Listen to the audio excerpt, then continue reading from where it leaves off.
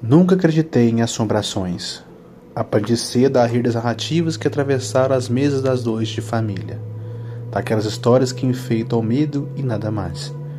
Cresci desacreditando, até que aconteceu algo comigo que não se encaixa em riso nenhum, algo que me fez engolir o ceticismo como quem engole um copo de água fria. Mudei-me para uma casa antiga porque precisava de silêncio para escrever. Era uma casa de pedra, com janelas altas e cortinas grossas que rangiam quando o vento as tocava. A proprietária, uma mulher de olhar cansado, disse-me apenas: "Feche as cortinas à noite, não atenda a quem bater a vidraça." Achei curioso, mas guardei com um detalhe bizarro. As primeiras noites foram de adaptação. Vozes da rua, o motor distante de caminhões, o relógio da cozinha marcando minutos que pareciam séculos.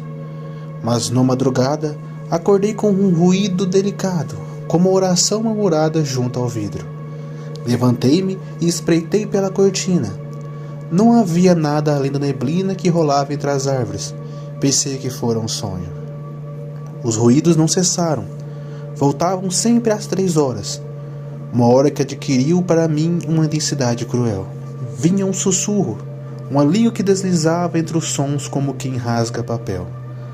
Às vezes havia sílabas que eu quase entendia. Às vezes só a sensação de ser chamado. Eu fechava as cortinas, mas a sensação de olhos me seguindo não sumia. Era como se o próprio vidro respirasse e a respiração exalasse histórias antigas que eu não conseguia nomear. Conversei com um vizinho, um homem franzino que cultivava rosas. Ele me contou algo que gelou a minha voz. Disse que a casa tivera muitos donos e que alguns familiares partiram em silêncio. Outros simplesmente não foram vistos novamente. Ele falou com a moça que olhava por trás do vidro de uma forma tão pálida que suas feições desapareciam, e de um lenhador que perdeu a fala e arrancou as cortinas antes de sumir em meio à noite.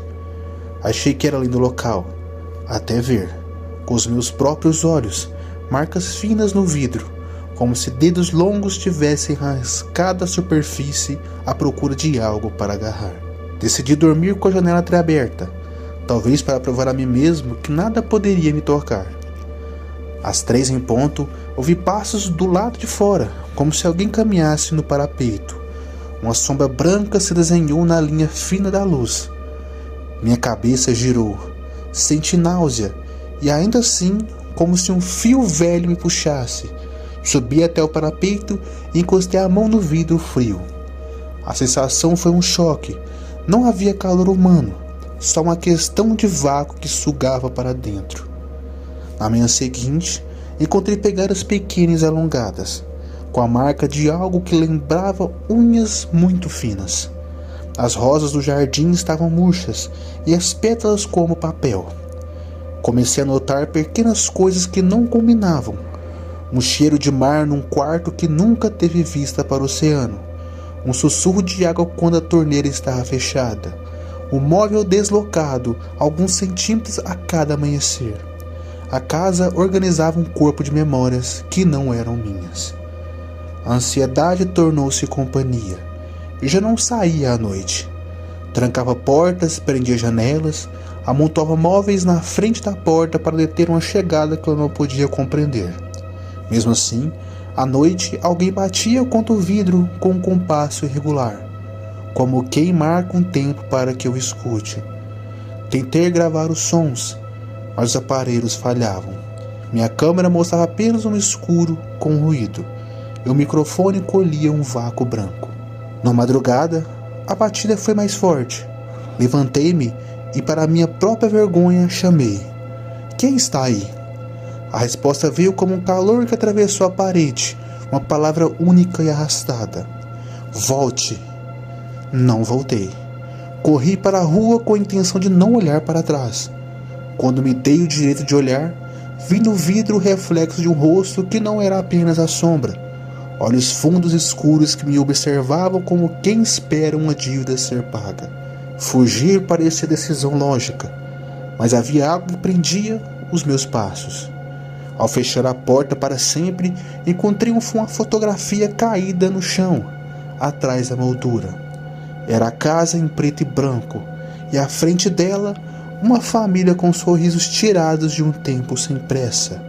Ao lado, com traços que o tempo apagara, alguém escrevera uma anotação com letras trêmulas. Não olhe à noite, ela vem pela janela. A partir daquele dia, tentei buscar explicações racionais. Levei a foto a um arquivo da cidade.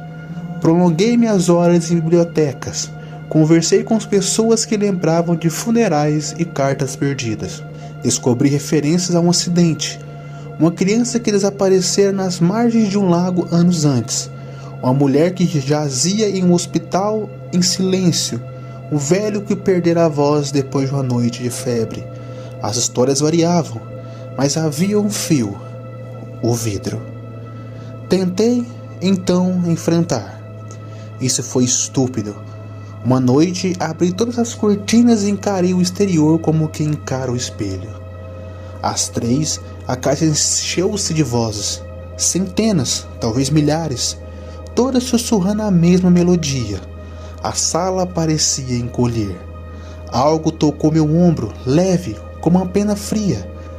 Quando me virei, vi um contorno que não tinha corpo inteiro. Partes de um rosto, um braço interrompido, como se fossem fragmentos colados à escuridão. O tempo pulou. Senti minha mente escorregar para fora como se fosse fumaça. Acordei no dia seguinte, nu, no quintal, com a camisa rasgada e marcas na pele como se alguém tivesse tentando me segurar e não conseguido. Havia sulcos no chão, como se algo grande tivesse tentado arrastar-se. Levei feridas e lembranças fragmentadas de portas girando, de vozes seduzindo promessas que eu não queria ouvir. Procurei ajuda, mas quando contei aos outros, meus relatos soavam como sonhos mal costurados. A vida, no entanto, encontrou sua rotina torta. Trabalhei sob sol e freeway, e à noite fechava-me no quarto com as janelas trancadas. Mas sempre havia um vestígio, uma gota de água seca na moldura, um risco no chão de madeira, o eco de passos que não eram meus. E as noites em que eu acreditava estar a salvo se tornavam ruínas de medo quando, sem explicação, as cortinas apareciam abertas, como se eu tivesse fechado. Comecei a registrar, em cadernos, tudo o que eu via. Datas, horas, sensações. Tentei documentar o padrão. Sempre às 3, sempre um som. Muitas das vezes a palavra que eu não ouço repetir. Anotei a descrição daquela presença. Um rosto pálido, olhos fundos, dedos longos como galhos. As anotações se transformaram em um mapa de desespero. Anos depois, quando eu mostrei a um amigo que riu e disse que eu deveria procurar um médico, percebi que minhas notas tinham algo a mais. Entre as linhas, como alguém tivesse apertado a caneta com força ao passar, apareceram letras que eu nunca escrevia. Um bilhete esfriado que dizia: "Ela quer entrar." Não sei explicar exatamente quando percebi que as janelas passam a ser portas. Talvez tenha sido na noite em que acordei com a sensação de estar do outro lado de fora, olhando para mim mesmo. Senti que o mundo havia virado assim, a casa e os trocados. Eu estava do lado de fora imóvel, enquanto algo morava do meu lado de dentro. A consciência vacilou.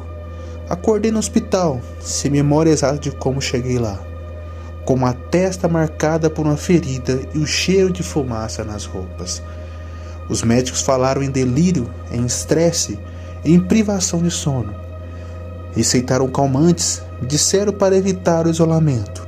Segui o tratamento por um tempo, mas o medo havia se enraizado. Mudanças pequenas me devolviam ao ponto de partida. Cortinas abertas em manhãs que eu juro ter fechado. Vrido com marcas que não eram minhas. Uma vez, um brinquedo infantil sobre a cama.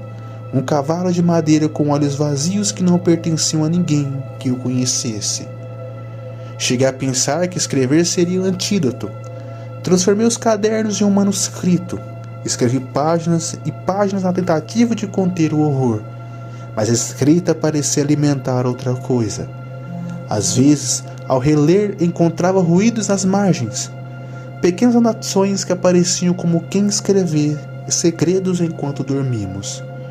Minha própria caligrafia se transformava, tornava-se mais fina, como se dedos alheios tentassem tocar o papel. Não sou herói de nada. Fugi muitas vezes, troquei de casa, de bairro e mesmo assim, no quarto mais alto de prédios luminosos, encontrei marcas nas janelas. Em apartamentos com certeza absoluta de segurança, as impressões surgiam durante a noite. Comecei a utilizar películas no vidro, sensores, alarmes. Nada impedia o que de algum modo passa pela pele do mundo. A ideia, a imagem, o sopro.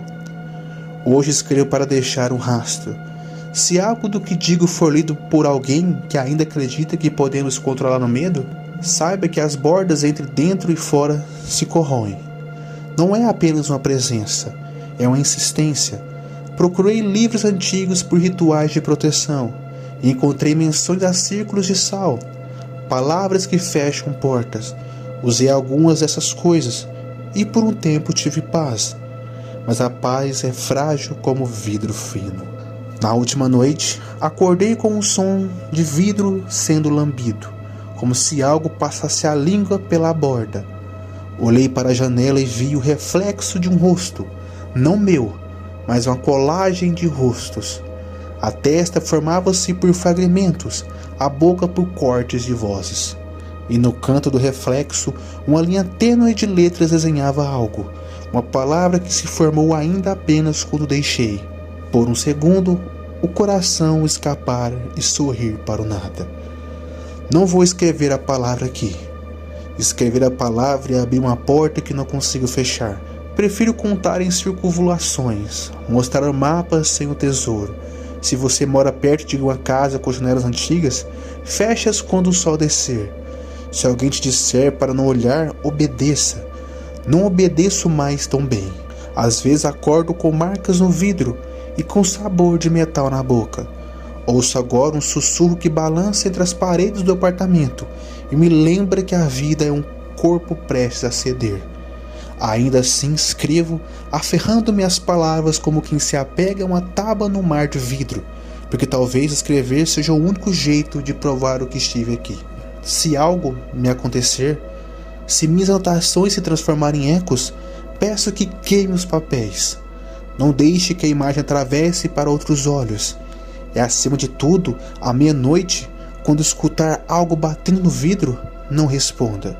Feche as cortinas e ameaça-se de silêncio. A porta entre mundos é fina, e o que olha através dela não perdoa quem acena. Escrevo isso também para lembrar a mim mesmo que ainda existo além do medo. Existem noites em que a casa parece um organismo que respira em compassos variados. Ora lento e sonolento, ora rápido e urgente. Nesses instantes, sinto o peso de olhares atravessar a distância, o estalo de móveis que se movem sozinhos para transformar corredores que não existem antes. Já vi por entre as frestas manchas que se parecem com mapas, como se alguém tivesse desenhando rotas no pó para criar pés invisíveis. Tentei captar isso tudo com a câmera, com aparelhos de gravação, mas a tecnologia parecia interferir. O que é capturado apenas é distorcido, como se os próprios registros se recusassem a guardar o verdadeiro contorno daquilo que muda. É uma presença que ao mesmo tempo procura se esconder, que convida o repele. Não há uma estratégia humana para lidar com algo que manipula o gesto de lembrar. Só me resta notar, dia após dia, como quem coleciona concessões e mede o tempo que lhe resta. Talvez pareça melodrama, mas a repetição do gesto, gravar, descrever, fechar, configura uma religião miúda que me mantém no eixo. Se você encontrar esses pedaços de papel, leia-os em voz baixa e depois queime-os sem olhar para as chamas. Não pelo que eu escrevi, mas pelo perigo de dar nome ao que existe quando é nomeado. Não sei se estou pedindo ajuda ou escrevendo um epitáfio. Sei apenas que o silêncio protegido já não é possível, pois a casa encontrou modos sutis de quebrá-lo. Não olhe para a janela. Se olhar, conte até 80 e depois esqueça.